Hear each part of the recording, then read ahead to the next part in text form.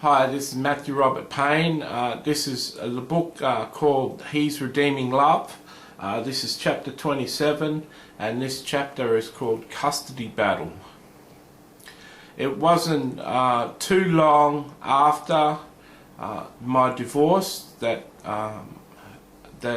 my wife served me with papers that said that she was going to asked for sole custody of my child and Brandon, and in the custody papers, the affidavit that she was supporting her argument that she should have sole custody of Brandon, I saw 17 lies, 17 blatant lies that she told in her story. Apparently what you do in these affidavits is say a whole lot of bad things about your partner that you live with and make a solid case that your partner's got anger issues or drug problems or major issues in his life and shouldn't be trusted with a child,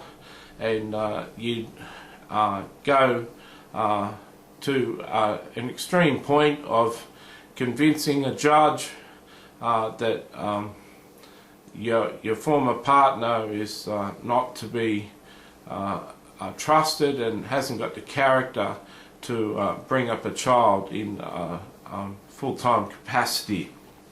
So when I read the affidavit that she'd written, it shocked me and got me angry, and I was upset. I was upset that it was going to go on public record, all these lies about me and these bad things that said about me.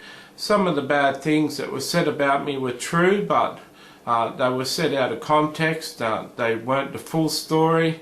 Some of the things that she said, like I said, 17 of the things that she said were a blatant lie, and so I talked to a good friend. I was going to just leave the affidavit and lay down and die, and not fight for my name, and I left it for a month or so, or however long it took. And then it was a few days before the court case that I decided that, about a week before the court case, I decided that no, I was going to stand up for my name. So I caught a train to Coffs Harbour and took some time went and saw a magistrate in the court and asked him, how do I prepare a defence in a custody case, and he said to write my own affidavit with my own claims against my wife, and also in the affidavit address the issues that she brought up and reveal the truth or reveal an argument against each of those points and defend yourself. And so I did that. Took me a week to prepare an affidavit, got it signed and everything, went back to Brisbane, lodged it with the family law court, and I asked if it was possible to get a government lawyer that would be free to defend me, and they said, I've left it really short of time but they'll try. And the next day I got a phone call from some lawyers that lived near me, and they said they'd meet me later that day, and I went in and met them, and 2 days later we went to court, and they lodged I lodged my affidavit actually before I got the lawyers. I lodged my affidavit with the law firm that was defending my wife. I gave them a copy of the affidavit, and I think by law you had to do that. I'm pretty sure that's what I did. when we went to court with my lawyers 2 days later after I lodged it with the court, that my lawyer talked to their lawyer, and their lawyer said that they were going to adjourn the case. They're going to put the case off. In the meantime, while I was waiting for the court case to come to court again, I was driving in taxis and I met a judge, a magistrate. I met a magistrate in my taxi and asked her, not a magistrate, a barrister in my taxi one time, and asked her what would happen with the case when I had witnesses that I could summon to court, and with their testimony I prove that that in 8 of the instances where my wife lied, that my wife knew she was lying and had lied under oath in an affidavit, which is breaking the law in our country. And I told her that I had witnesses that could prove 8 of those lies, and the barrister told me that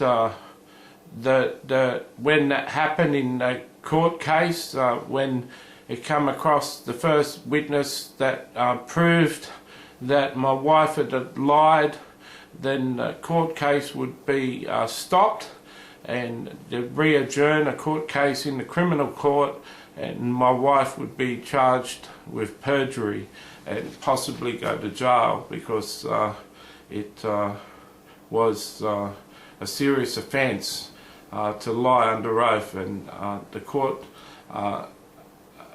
uphold their justice by the fact that people swear to say the truth, and if people are going to lie under oath, that the courts treat it very harshly, especially when there was 8 lies. So I was in 2 minds about that defence and that affidavit that I'd written.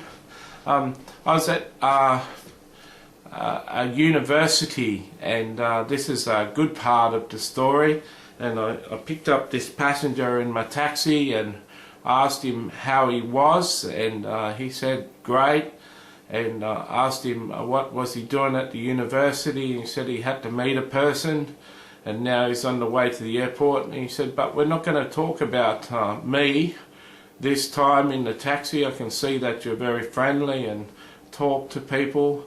We're going to talk about you. And he went on to say that he went on to ask me how was my life and what was I up to, and we got into the fact that I was having a custody fight with my wife and was in the process of doing things, and I mentioned that if I present my affidavit in the court case and don't change it, that my wife would, or my ex-wife would probably go to jail. And he said, what does Jesus say about that? He asked me, what did Jesus say about that?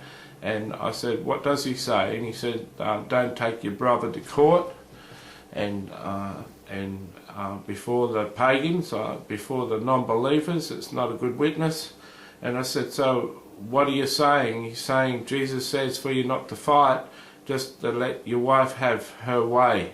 And he went on to say a number of things that were very encouraging, gave me a few scripture verses. It was a 45-minute trip, and it was the most encouraging trip. It turned me around from feeling really sad and bad to really happy and really encouraged. And he got out of the taxi and took his bag and said, goodbye Matthew, and he left, and I pulled off the taxi curb, and within a couple of seconds pulled back to the curb, and I said, that's got to be an angel. And I went back into the airport and looked all over the place, and I was very good in my search. I went into the toilets, I went everywhere in the airport, and he simply disappeared. And years later I asked Jesus, was that an angel? And he said, you know it was an angel. And I asked Jesus, do I know the angel? What's his name? And Jesus told me that I'd met Michael the Archangel in the flesh. And I wondered why I'd meet such an important angel, and I was shocked that I'd met such an important angel.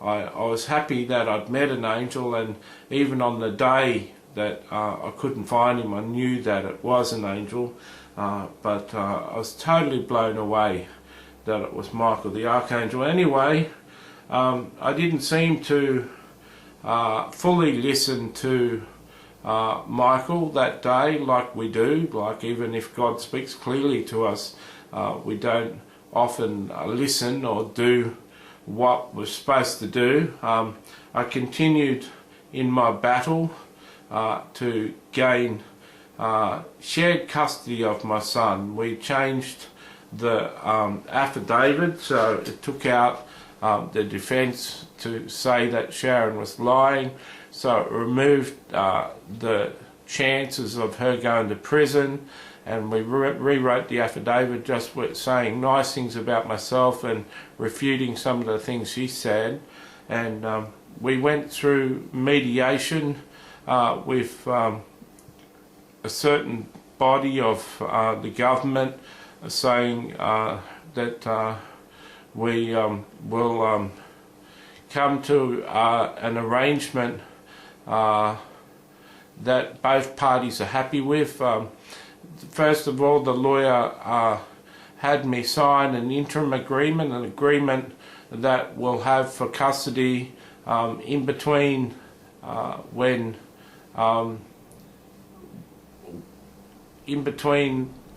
now, the time where we're going to begin to negotiate what was going on, and the time when the court decides what will go on. They needed an agreement from me to say that what will go on, and so I agreed that okay, I'll see my son 1 weekend a fortnight, like is the suggested access that fathers have in Australia in most cases. And so I agreed to that interim agreement, but I didn't realise that it was going to take 18 months before the court case went to court and an agreement was made. In the meantime, we had this mediation, and we got to a stage where my wife agreed to shared access, and I was seeing my son half of the time, and 1 week out of 2 weeks I was seeing my son, and that apparently wasn't a binding agreement. My wife by law didn't have to stick to that agreement that we come up with the people who did mediation, and after 6 weeks of doing that, a month or 6 weeks of doing that, my wife abruptly changed it back to once a fortnight.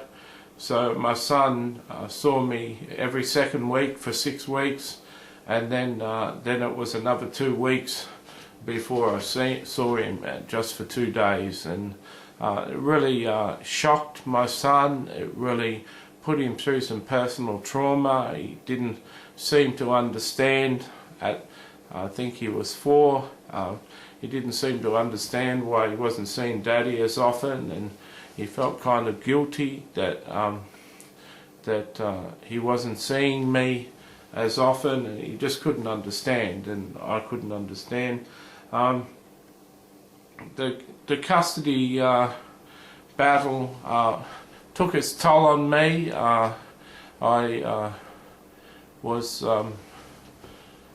very emotional through it, and tried and tested, and my patience was pushed to its limits, and it caused me a lot of concern.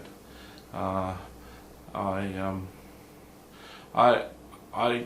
don't suggest that everyone just lay down and accept the terms of their partner and not try and negotiate a better access for their children when their marriages break down. But I certainly don't recommend going through a long and drawn out process of fighting over your children. And if I was going to change one thing, I probably would have just accepted to see my son once every fortnight.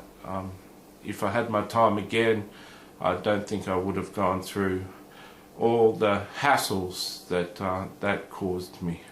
God bless.